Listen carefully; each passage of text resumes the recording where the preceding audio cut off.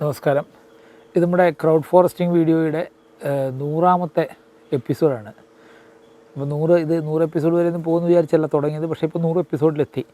ഇതുകൊണ്ട് നമുക്ക് കുറേ അധികം ഗുണം എനിക്കുണ്ടായി. കാരണം ഞാൻ ചെയ്യുന്ന പല കാര്യങ്ങളെക്കുറിച്ചും പറയുമ്പോൾ ആളുകൾ അവരെക്കുറിച്ച് അവർ ചെയ്ത് പരീക്ഷിച്ചപ്പോൾ അവർക്കുണ്ടായ റിസൾട്ടും അതുപോലെ തന്നെ അവരുടെ അനുഭവങ്ങളുമൊക്കെ പലപ്പോഴും അറിയിക്കുന്നുണ്ട്, മെസ്സേജിലൂടെ അറിയിക്കുന്നുണ്ട്. അപ്പോൾ ഈ അടുത്തയിടയ്ക്ക് ജിഗർ ചൗധരി എന്നൊരു ആൾ, അദ്ദേഹം നമ്മുടെ ഈ വീഡിയോ കാണുന്ന ഒരാളാണെന്ന് തോന്നുന്നത്, അതേക്കുറിച്ച് കൂടുതൽ അറിയില്ല, കാരണം യൂട്യൂബിൽ കമൻ്റായിട്ടാണ് ആ പേര് വന്നത്. ശ്രീ ജിഗർ ചൗധരി പറഞ്ഞൊരു കാര്യം, എന്തുകൊണ്ടൊരു ടെലിഗ്രാം ഗ്രൂപ്പ് തുടങ്ങിക്കൂടാ? വാട്സാപ്പ് ഗ്രൂപ്പ് ആകുമ്പോൾ അതിൽ 250 പേരേ പറ്റുള്ളൂ, ടെലിഗ്രാം ആകുമ്പോൾ അതിൽ പരിധിയില്ല. അപ്പോൾ ഇതിന് ക്രൗഡ് ഫോറസ്റ്റിംഗ് ഒരു ടെലിഗ്രാം ഗ്രൂപ്പ് തുടങ്ങിയാൽ ഇതുപോലെ ലോകത്തിൻ്റെ പല ഭാഗത്ത്, അല്ലെങ്കിൽ ഇന്ത്യയുടെ പല ഭാഗത്ത്, അല്ലെങ്കിൽ കേരളത്തിൻ്റെ പല ഭാഗത്ത് ഇങ്ങനെ ഈ കാട് വെക്കണമെന്ന് താല്പര്യമുള്ള ആളുകൾക്ക് അവർക്ക് കിട്ടുന്ന പുതിയ ആശയങ്ങൾ അങ്ങോട്ടും ഇങ്ങോട്ടും എക്സ്ചേഞ്ച് ചെയ്യാൻ പറ്റുമല്ലോ എന്ന് അദ്ദേഹം പറഞ്ഞു. കൈമാറാനായിട്ട് പറ്റുമല്ലോ, നമുക്കത് ചെയ്തുകൂടെ എന്ന് ചോദിച്ചു. എനിക്ക് അതിലൊരു പെട്ടെന്ന് കേട്ടപ്പോൾ അതൊരു നല്ല ആശയമായിട്ട് തോന്നിയത് 2 കാരണങ്ങൾ കൊണ്ടാണ്. ഒന്ന്, ഞാനൊരു 5-6 വർഷം മുമ്പ്, ഞാൻ ഇതിലേക്ക് വരാനുള്ളൊരു കാരണം തന്നെ ഒരു 3-4 വർഷം മുമ്പ് കണ്ട് ഞാൻ ഒരു മരം വെട്ടി, ഒരു മഞ്ചാടി മരം. എൻ്റെ പറമ്പിൽ വളരെ ശക്തിയായിട്ട് ഇങ്ങനെ വളർന്നിരിക്കുന്ന ഒരു മഞ്ചാടി മരം, ചുറ്റും വേറൊരു മരത്തിനും വളരാൻ വയ്യാത്ത തരത്തിൽ അതിങ്ങനെ വളരുകയാണ്. അപ്പോൾ അത് വെട്ടി കളഞ്ഞപ്പോൾ അത് പെട്ടെന്ന് അതിൻ്റെ ചോട്ടിൽ നിന്ന്, വേനൽക്കാലമാണ് പക്ഷേ മുള നന്നായിട്ട്, മുളകൾ മേലോട്ട് അതിൻ്റെ ഈ ശിഖരങ്ങളൊക്കെ നല്ല ഭംഗിയായിട്ട് ഈ മുളകൾ മേലോട്ടൊന്ന് ഇങ്ങനെ നിൽക്കാൻ തുടങ്ങി. അപ്പോൾ ഞാൻ ഓർത്ത് ഈ പറമ്പിൽ കുറേ കാലമായിട്ട് നമ്മൾ ചെയ്യുന്ന ഈ ജല മാനേജ്മെൻറ്റിൻ്റെ ഒരു ഫലമാണ് ഇങ്ങനെ പെട്ടെന്ന് മുളയ്ക്ക് വന്നതെന്ന് വിചാരിച്ച്, അങ്ങനെ അതുപോലെ എന്തോ ഒരു മണ്ടത്തരം ഞാൻ ഫേസ്ബുക്കിൽ ഇതിൻ്റെ ഒരു പടം ഇട്ടിട്ട് വെട്ടിയെടുത്ത് ഇത് കിളുക്കുന്നു, അത് ഞങ്ങളുടെ പറമ്പിൽ വെള്ളത്തിൻ്റെ അളവിൽ വന്ന വർധന കൊണ്ടാണെന്നൊക്കെ പറഞ്ഞ് എഴുതിയിട്ടു. അപ്പോൾ ഇത് കണ്ട ഏതോ ഒരു മാന്യൻ, അദ്ദേഹത്തിൻ്റെ പേര് ഞാൻ മറന്നുപോയി, അദ്ദേഹം വളരെ കൃത്യമായിട്ട്, ഇത് നിങ്ങൾ പറയുന്നത് തെറ്റാണ്, എവിടെ മരം വെട്ടിയാലും, വേനൽക്കാലത്ത് വെട്ടിയാലും, ഏത് മരം വെട്ടിയാലും അതിന് സാധാരണഗതിയിൽ പെട്ടെന്ന് മുള വരും, കാരണം അത് ചെടിയുടെ ഒരു സർവൈവലിൻ്റെ ഭാഗമാണ്, അദ്ദേഹം തിരുത്തി. അപ്പോൾ അങ്ങനെ ഒരു തിരുത്തൽ വന്നപ്പോഴാണ് ഞാനെന്നാൽ ഇങ്ങനെ ചെയ്യുന്ന കാര്യങ്ങൾ നമ്മൾ ഇതുപോലെ യൂട്യൂബിലോ ഏതെങ്കിലും ഭാഗത്തോ നമ്മൾ അറിയിച്ചുകൊണ്ടിരുന്നാൽ ഇതുപോലെ ആളുകൾ പലരും തിരിച്ച് അവർക്കറിയാവുന്ന കാര്യം ഇങ്ങോട്ടും പറഞ്ഞിട്ടുള്ളത് വെച്ചാണ് യൂട്യൂബ് ചാനൽ ആരംഭിച്ചത്. ഈ കമൻറ്റുകളെല്ലാം ഞാൻ വായിക്കാറുണ്ട്, ഇതിന് മറുപടി ഇരുന്ന് പലപ്പോഴും താമസിച്ചൊക്കെ ആണെങ്കിലും കാണാറുണ്ട്, എല്ലാ കമൻറ്റുകളും കാണാറുണ്ട്. അപ്പോൾ ചിലതിനോടൊക്കെ, മിക്കവാറും എല്ലാത്തിനോടൊക്കെ പ്രതികരിക്കാറുമുണ്ട്.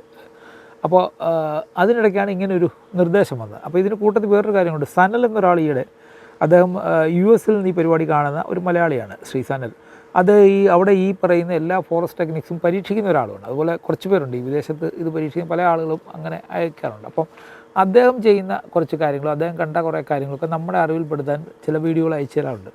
ആ വീഡിയോകളിലൂടെ കിട്ടിയപ്പോഴാണ്, അങ്ങനെയാണെങ്കിൽ ഈ വീഡിയോ നമ്മുടെ ഇവിടെയുള്ള ആൾക്കൂടെ നമുക്ക് ഈ വീഡിയോ എത്തിച്ചു കൊടുക്കാൻ പറ്റില്ലേ?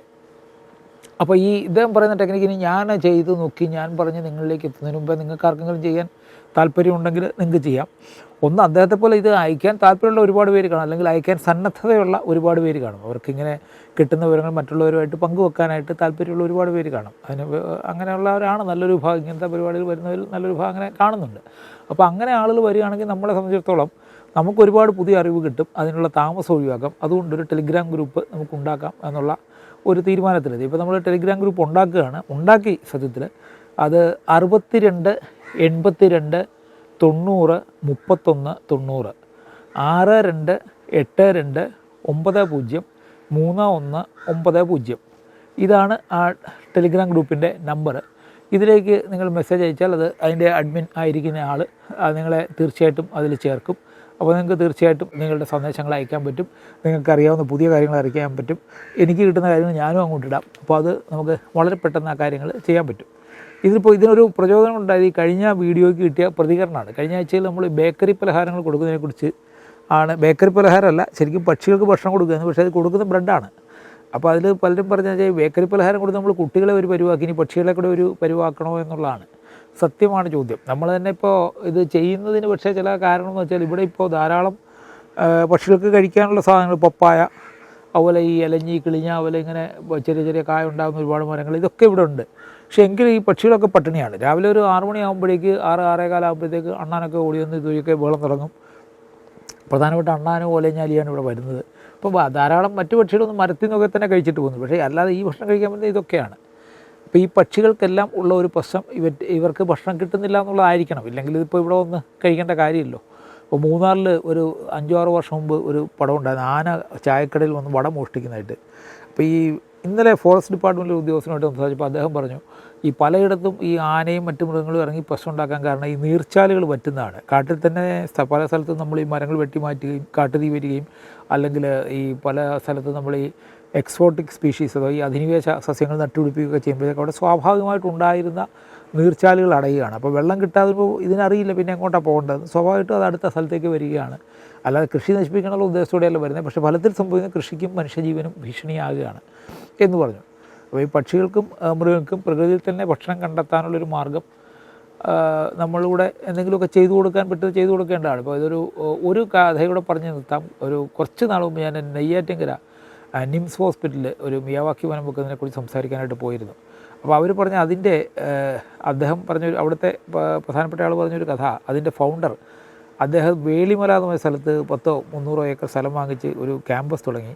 ആ ക്യാമ്പസ് തുടങ്ങാൻ ചെന്നപ്പോൾ അവിടെ മുഴുവൻ കുരങ്ങന്മാരുടെ ശല്യമാണ്. അപ്പോൾ അവിടെയുള്ള ആളുകൾ പറഞ്ഞു, നിങ്ങൾ കുറച്ച് ഈ നാടൻ തോക്കുകൾ മറ്റേ ഈ എയർ ഗണ്ണുകൾ വേണം, അങ്ങനെയാണ് ഈ കുരങ്ങ് തോക്കിന് വെടിവെച്ച് കഴിഞ്ഞാൽ അതിന് വലിയ പരിക്കൊന്നും പറ്റിയില്ല, പക്ഷേ അത് പിന്നെ വരികയില്ലെന്ന് പറഞ്ഞു. അപ്പോൾ അദ്ദേഹം പറഞ്ഞു ഒരു ദിവസം കാത്തിരിക്കാൻ വേണ്ടി പിറ്റേ ദിവസം അദ്ദേഹം വിളിച്ച് പറഞ്ഞു, നിങ്ങൾ വെടിവെക്കണ്ട, പകരം ഈ സ്ഥലത്തിൻ്റെ 3 ഭാഗത്തായിട്ട് ശർക്കരയും ചോറും കൂടെ വേവിച്ച് ഉച്ചനേരത്ത് വെച്ച് കൊടുക്കാൻ പറഞ്ഞു.